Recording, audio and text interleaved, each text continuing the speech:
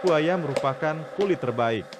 Adapun kulit ekor dan kaki menjadi bagian bawah tas. Aneka produk kulit buaya ini sangat digemari di Jakarta, Bali, dan Jepang. Walau banyak digemari, pasokan kulit buaya masih terbatas. Memang sampai sekarang ini yang terjadi antara supply dan demand, khususnya untuk kulit buaya ini, masih jauh besar sekali di demand-nya.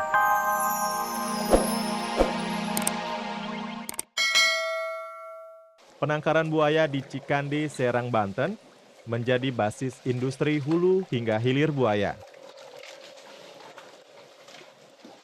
Penangkaran ini memelihara berbagai jenis buaya, mulai dari buaya muara hingga buaya air tawar asal Papua. Namun yang menjadi favorit adalah buaya muara. Tubuhnya yang besar bisa menghasilkan banyak kulit untuk diolah.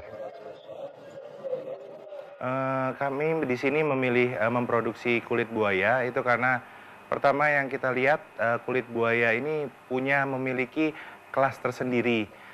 Di mana apabila kita lihat dari kulit sapi atau kulit yang lainnya, kulit kambing yang kita produksi untuk menjadi tas, itu biasanya orang akan melihat merek atau brand dari merek tersebut. Tapi karena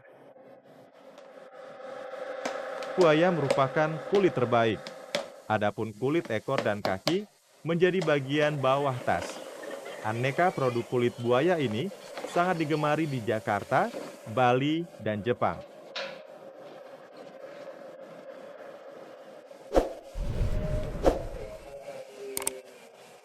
Walau banyak digemari, pasokan kulit buaya masih terbatas. memang sampai sekarang ini yang terjadi antara supply dan demand, khususnya untuk kulit buaya ini, masih jauh besar sekali di demand-nya. Di mana supply ini masih kurang bisa memenuhi demand pasar yang ada saat ini.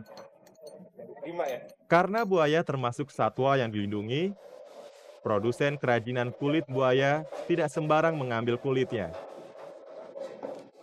Pemerintah menetapkan kuota pemotongan buaya dari alam sebanyak 15.000 ekor per tahun, sementara dari penangkaran dibebaskan.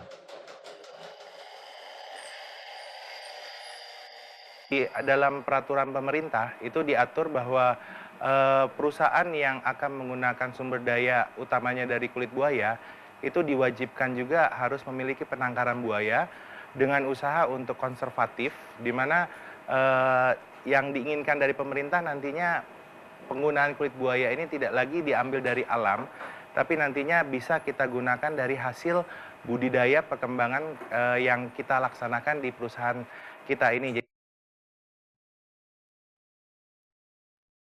Nilai tambah reptil pemangsa tak berarti mengorbankan keseimbangan alam. Perlu kehati-hatian mengelola sumber daya alam.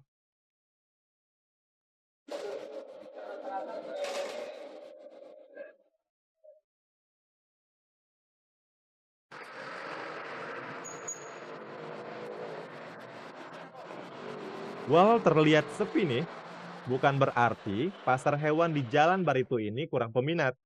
Karena setiap hari, pasti ada saja yang datang ke kios-kios binatang ini. Baik untuk sekedar melihat-lihat, atau membeli makanan hewan peliharaan.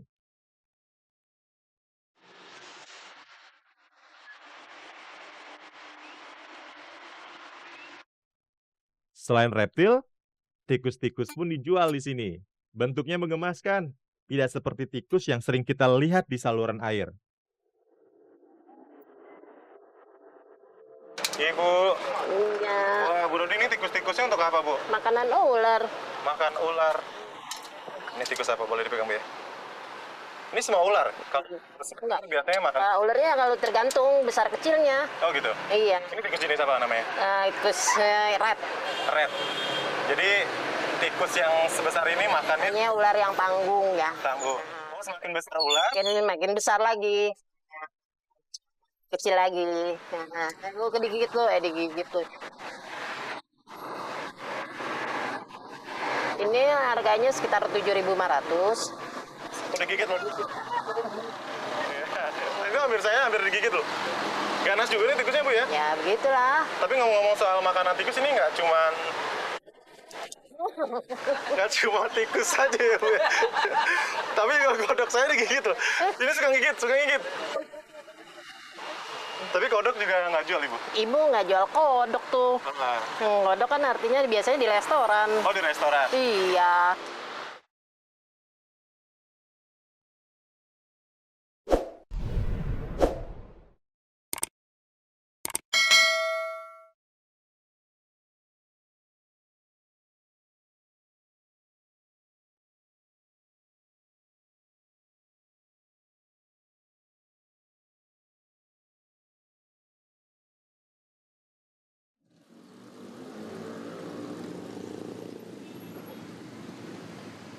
Berburu atau ngobor kodok merupakan salah satu pekerjaan informal yang akrab dengan warga Babelan di Bekasi, Jawa Barat.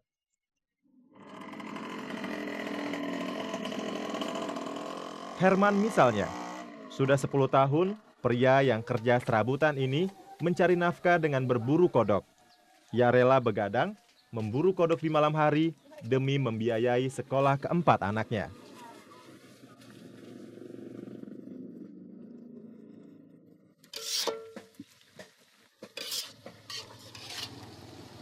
Menjelang sore, Herman menyiapkan peralatan ngobor. Wadah kodok atau korang yang berlubang, ia jahit agar tangkapan tak kabur. Saya ya saking sono usaha nggak ada modal lain lagi, modal enggak terpaksa juga turun ngobor saya, jadi ngobor kodok. Tapi dari kalau lain kan pakai modal perlu gede, kalau itu kan modalnya kecil. Lubang pakai aki, pakai baterai, sama kabel doang udah berangkat.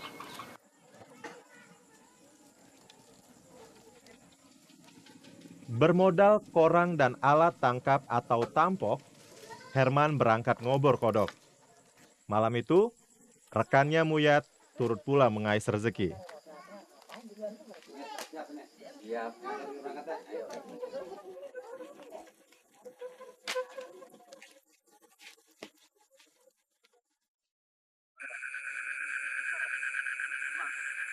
Setiap malam, Herman dan Muyat menjelajahi kampung Babelan sejauh 5-10 km.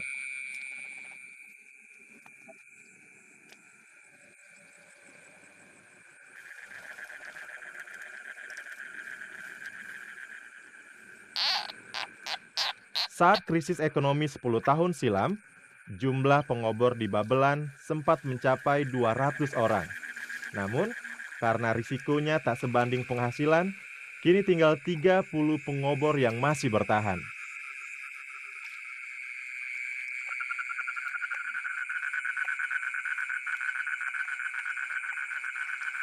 Jenis yang laku dijual di bandar adalah kodok sawah alias kodok Cina. Herman dan Muyat piawai membedakan kodok beracun dengan kodok santapan.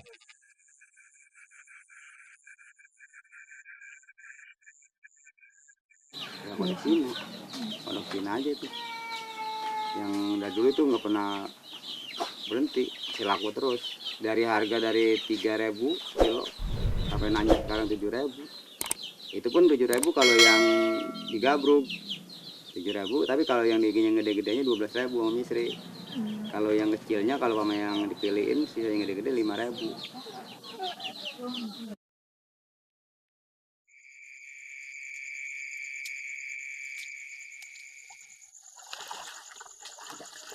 Malam telah merambat dini hari.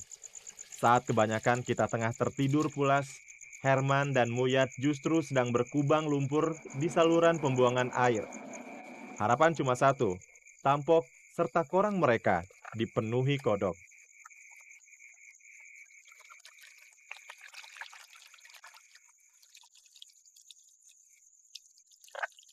Pukul 3 pagi, perburuan berakhir. Walau hasil ngobor kodok malam itu kurang memuaskan, Herman dan Muyat tetap mensyukurinya karena bisa pulang dengan membawa rezeki. Ada. Ibu Dodi, nanya nih, Lumayan ya Bu ya. Yang penting masuk uang, ada yang datang gitu ya. Termasuk lah artinya yang belanja. Oh iya. Ibu, Dian udah banyak lihat reptil, semua hewan yang ada di kios Ibu. Dan Dian udah banyak belajar nih apa aja nama-namanya. Terima kasih Bu. Sama-sama.